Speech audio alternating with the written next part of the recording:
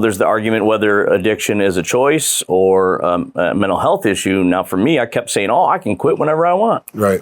That's not true, because every time I felt some type of way, I kept taking the drug I was using to make myself feel normal or escape or whatever it was.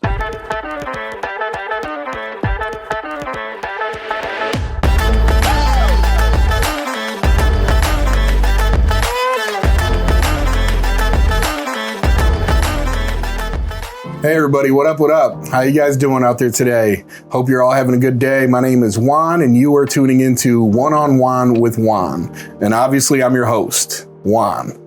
So this little segment that we're doing here is a quick little conversation, a chop session. We bring people on each week and we have a 10-minute, 7-minute conversation. We try to get into some things that they've experienced in their recovery process and their treatment process, whatever that looks like for them. And we try to just jump right into some things that they feel is pertinent to their recovery and some things that they want you to know, as well as some things that they feel accomplished in addressing and just need to get off their chest. Think of it as a one-on-one, but with Juan. So today we got a really good friend of mine. His name is Nick Phelps. What's up? How you doing? Good, I'm doing well, Juan. Thank you for asking. Yeah, man. So Nick has been with Team Recovery for a little while now. He's such a vibrant energy, such a positive person. He's worked really, really hard, been really diligent in everything he's doing. And so I wanted to bring him on here tonight. Also, he wanted to be on here. He kept asking.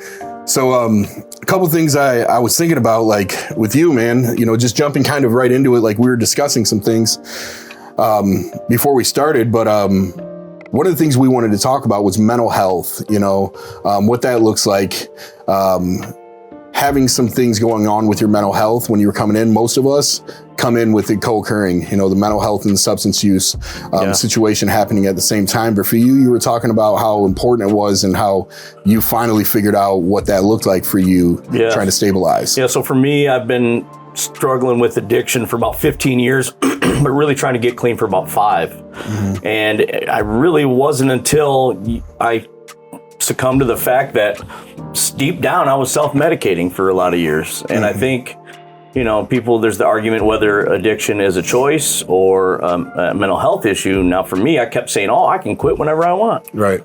That's not true, because every time I felt some type of way, I kept taking the drug I was using to make myself feel normal or escape or whatever it was. Until I really started to dial in on my depression and my mental health, did I actually start feeling normal?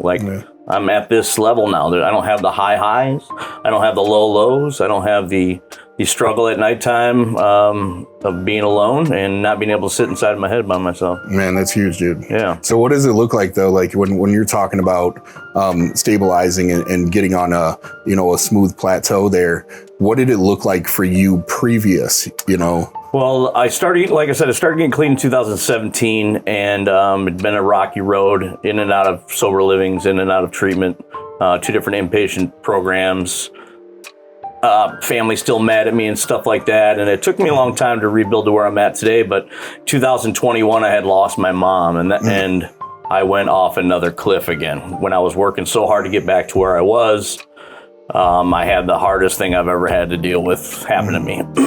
And you and your mom were really close, I would assume. Right? I'm a 100% mama's boy all day. So,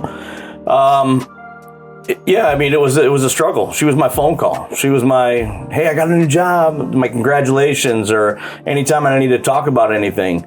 So when that happened, I felt lost and really alone. Yeah, man. And no AA, no groups, no anything could fix that. It was me inside my head, isolating. I lapsed and get 30 days and lapsed, 90 days and lapsed. Right. The unfortunate thing is I happened to have been on probation at that time. So it came along with some stints in jail. So, right. Which compounded everything. Yeah. So the way I kind of went through everything was my third lapse. I had gotten almost almost 5 months together at that point. My PO knew what I was trying to do. She knew what I was struggling with, and that I wasn't dealing with the mental health diagnosis. So she put me in treatment for 4.5 months into a cognitive behavioral therapy program where I was able to see a psychiatrist and get on some antidepressants. Yeah. And I came straight here after. I know that God wanted me here, because as soon as I got here, 2 days later, that county called and said, we're releasing you off probation. Man. The 7 months I had left and all the $2,000 fines, court costs and everything I had, they dropped it all. Dang. So that was my start here at TR. That's amazing, dude.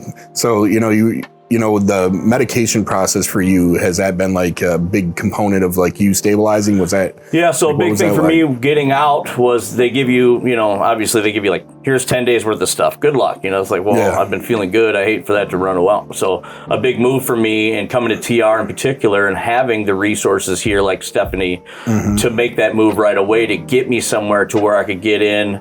I've got a doctor now. I got like a family doctor. He was able to prescribe me.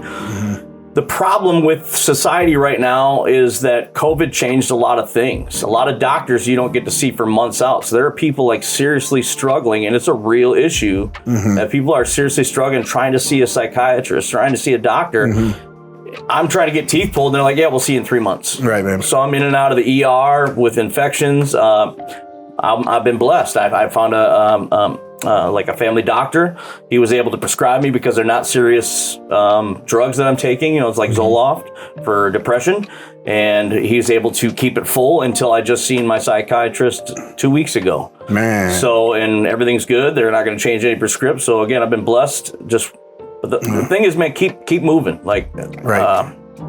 So hearing you like discuss, like the mental health and you stabilizing all those things and like obviously going through like being a mama's boy, and experiencing that kind of loss, I saw like you get a little bit emotional and kind of choked up in that moment, looking at like how you can now honor or feel healthy and good about the things that you're doing, knowing that you obviously lost the biggest person in your life. Yeah, I mean, my dad's a big part of my life now, and when I was in active addiction, I stole from them. Like, they have no reason to be back in my life. Right. And just today, I mean, when I got an apartment today, there you go. I'm dealing with felonies, so that's a thing we struggle with, and I'm so thankful that my dad and stepmom are still in my life today. I don't think I would have even come close to where I'm at today without them in my life as well. Right. So I think having that family back, I'm still struggling to build that bond back with my sister, but I have aunts, uncles, cousins that are behind me now. They're seeing what I'm doing. Yeah. They're back in it with me again. Like when I kept relapsing, everybody kind of give them some space. So like moving out of that space, where you were at and like all the things that happened, you figuring out, you were homeless before you came in, you went to jail, felon, your mother passed away. Now like you're doing well. And we were talking about faith, how important faith is to our process. What are some things that challenge your faith today though? So today, I mean, I don't, I think an important part of recovery, and I'm not going to knock it, I'm not a big AA fan, but I feel you need a sponsor. Like, I talk to my sponsor every couple days, Donnie. He's in Cleveland. I had a home group there, but I'm so active in team recovery right now that this is my new little family. Like being your services here, and doing being peer support here for months was great. I had the opportunity to help new clients when they come in. I love seeing that washed look when they're walking in the door, kind of like lost. And then a month later, you're like, their eyes light up. You know what I mean? Yeah. Like, I was lucky enough to come in with 4.5, 5 months of sobriety when I got here. Right. And now I'm a week away from 10 months. Yeah. And it's like, I can't wait to taste that year. And I want to share that with everybody. So like having faith that you can get better is the main message I try to like push. Like it does get better. So kind of leading into us like wrapping up a little bit, like for you, when you say having faith, like what does having faith mean though, man? Just like, knowing that you are here. God has a plan for you, man. If I can tell when I was getting locked up, I was walking to the courthouse. I knew I was getting locked up. The judge told me, next time you screw up, you're going to prison. I called my sponsor. I said, man, I'm screwed. My car's sitting on the side of the road. Please take care of it. I'm going to prison. He said, Nick, the last thing he said to me, Donnie, the last thing he said to me is God's got a plan for you. And now you and I are sitting here today talking about this. Man. So if I'm here to testify, like just if you let go and let God and bring and just know that there's something better for you. The life you had is not the life for you. Right. God has a plan for everyone. Yeah. It's coming. Just you got to keep continuing to do the next right thing. And I'm blessed with my job. I'm blessed with being here. I'm blessed with this new apartment I got today, and it's all because, I was up from 6:30 in the morning to 11 o'clock at night for weeks on end. Mm-hmm. But, I mean, did we complain about it when we were high on drugs? No, man. Up for 3-4 days? Right. And I'm bitching because I got 6 hours of sleep? Right. Excuse me. Right. Yeah.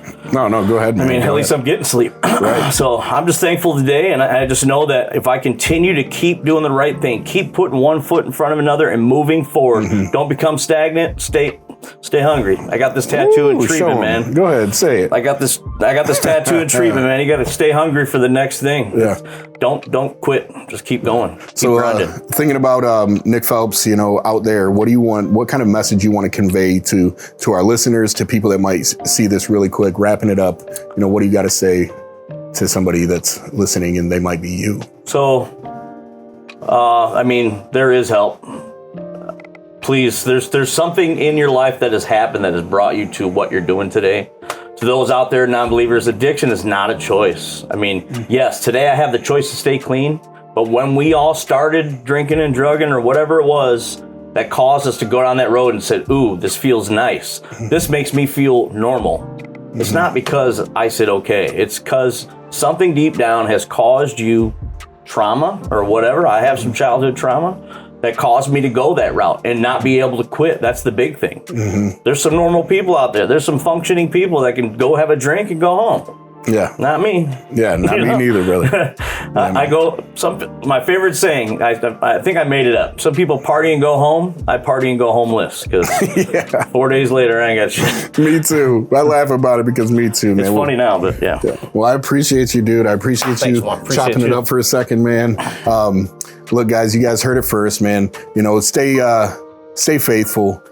In your knowing. I hope that you guys out there that are listening, if somebody's struggling out there, that you receive the message that he said. Just know that there's help out there. Also know that your life can turn around. Your life will turn around. And there's people that care. If you need anything, if there's any kind of support that we can offer, please feel free to get a hold of us, 419-561-LIFE. Check us out on Facebook. In the comment section, tag myself in there. I'd love to have a conversation around any of this. If you have anything you want to say, I'll pull Nick into the conversation, tag him on Facebook as well, so he can answer any questions that you might have. We appreciate you tuning into One-on-One with Juan, and we'll see you next week.